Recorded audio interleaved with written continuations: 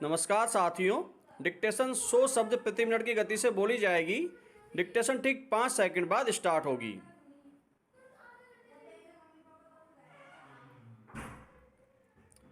Start.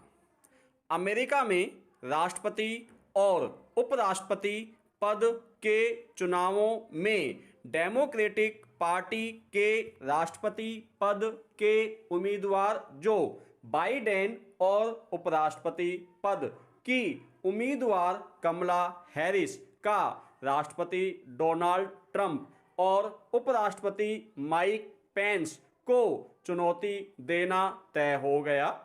उम्मीदवारी को स्वीकार करने के साथ ही भारतीय मूल की कमला हैरिस उपराष्ट्रपति पद की उम्मीदवार बनने वाली पहली अश्वेत और दक्षिण एशियाई मूल की महिला बन गई है। अपने भाषण में कमला हैरिस ने खुद को भारत और जमैका के अप्रवासियों की बेटी बताया है।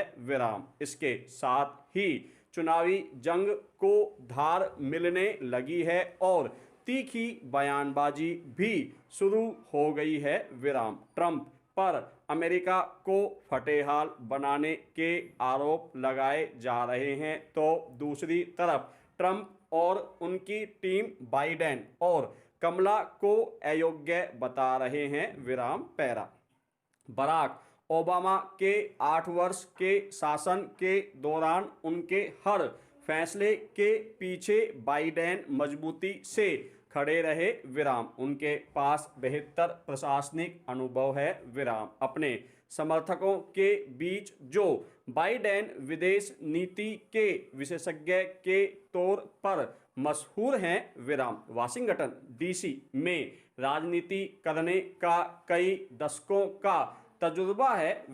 उन्होंने अपने जीवन में बहुत उतार चढ़ाव देखे हैं, बहुत सी त्रासदियां झेली हैं। उनकी सबसे बड़ी खासियत है कि वह बड़ी सहजता से आम आदमी से नाता जोड़ लेते हैं। विरोधियों की नज़र में बाइडेन ऐसा व्यक्ति है जो अमेरिकी सत्ता में गहरे रचे बसे इंसान हैं, जिनमें काफ़ी कमियां भी हैं। विरोधी कहते हैं कि वह अपने भाषण में झूठे दावे करते हैं। जो बाइडेन का चुनाव प्रचार से बड़ा पुराना नाता रहा है। अमेरिका की संघीय सियासत में उनके कैरियर की शुरुआत 1973 में सीनेट के चुनाव से हुई थी और उन्होंने राष्ट्रपति चुनाव में भागीदारी के लिए पहला दाव आज से 33 वर्ष पहले चला था। जो बाइडेन राष्ट्रपति बनने की तीसरी कोशिश कर रहे हैं।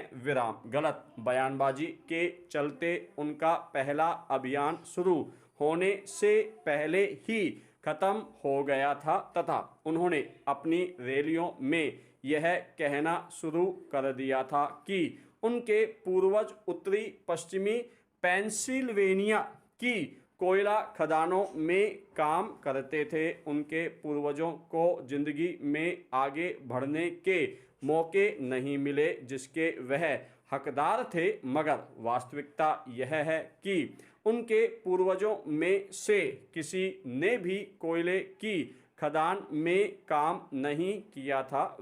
बाइडेन ने यह जुमला ब्रिटेन के राजनीतिज्ञ नील किनाक की नकल करते हुए अदा किया था, जो उन्हें भारी पड़ा था। नील किनाक के पूर्वज कोयला खदानों में काम करने वाले मजदूर थे। उनके बयानों पर कई बार हंगामे होते रहे हैं। इसके बावजूद वह अमेरिका के अफ्रीकी अमेरिकी समुदाय में काफ़ी लोकप्रिय हैं। वह अच्छे वक्ता हैं और अपने दिलकश अंदाज में लोगों में जोश भर रहे हैं और फिर बड़ी सहजता से उस भीड़ का हिस्सा बन जाते हैं विराम, लोगों के बीच जाकर उनसे हाथ मिलाते हैं, गले मिलते हैं विराम, लोगों के साथ सेल्फी खींचते हैं विराम।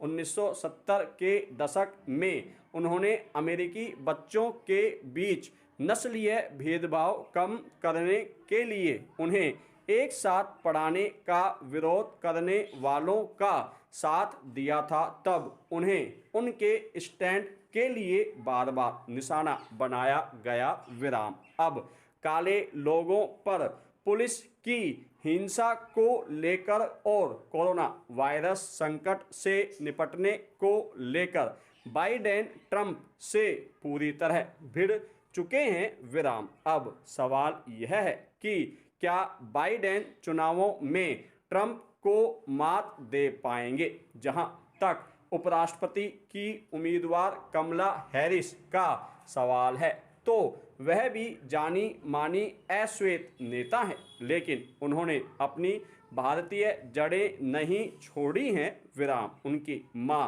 श्यामला मानवाधिकार कार्यकर्ता रही हैं विराम। जमैका मूल के पति से अलग होकर उनकी मां ने दोनों बेटियों को भारतीय संस्कृति के साथ पाला विराम।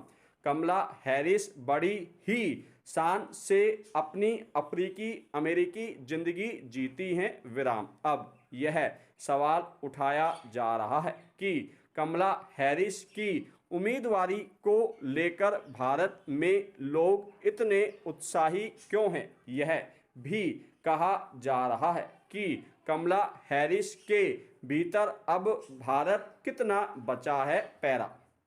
कमला हैरिस की उम्मीदवारी को लेकर हमें देखना होगा कि उनकी नीतियां क्या हैं। भारत अमेरिका संबंध उस पड़ाव पर पहुंच चुके हैं जहां से उन्हें बेहतरी की तरफ ही ले जाना चाहिए, लेकिन कमला हैरिस जिस डेमोक्रेटिक पार्टी का प्रतिनिधित्व करती हैं, जिन विचारों को प्रदर्शित करती हैं और भारत से जुड़े कई मुद्दों पर उनकी पार्टी की राय से भारत सहमत नहीं होगा विराम। कश्मीर और CAA को लेकर कमला हैरिस के बयानों से भारत सहमत नहीं है विराम। स्पष्ट है कि कमला हैरिस अपनी पार्टी की नीतियों का ही अनुसरण करेंगी विराम। भारत ने वह दौर भी देखा है जब जम्मू कश्मीर में आतंकवाद चरम पर था और अमेरिका पाकिस्तान के पक्ष में था विराम। जूनियर बुश और बिल क्लिंटन की सरकारें पाकिस्तान पर डॉलर की बरसात करती रही विराम। उम्मीद तो की जानी चाहिए कि कमला हैरिस भारत के साथ संबंधों को प्राथमिकता देंगी विराम। भारत अमेरिका संबंध इसलिए महत्वपूर्ण हो गए हैं क्योंकि दोनों के हित आपस में मिलते हैं विराम। 1960 के दशक में अमेरिका में नस्ल भेद के विरुद्ध आंदोलन में कमला हैरिस के माता पिता की भी भागीदारी थी विराम। इसका प्रभाव कमला हैरिस पर पड़ा और वह एक सशक्त मानवाधिकार कार्यकर्ता के रूप में उभरी विराम। जहां तक मानवाधिकारों का प्रश्न है, भारत खुद मानवाधिकारों का प्रबल समर्थक है विराम। फिलहाल अमेरिका के चुनाव दिलचस्प मोड़ पर हैं विराम। देखना होगा कि अमेरिका के लोग कैसा जनादेश देते हैं विराम। धन्यवाद साथियों।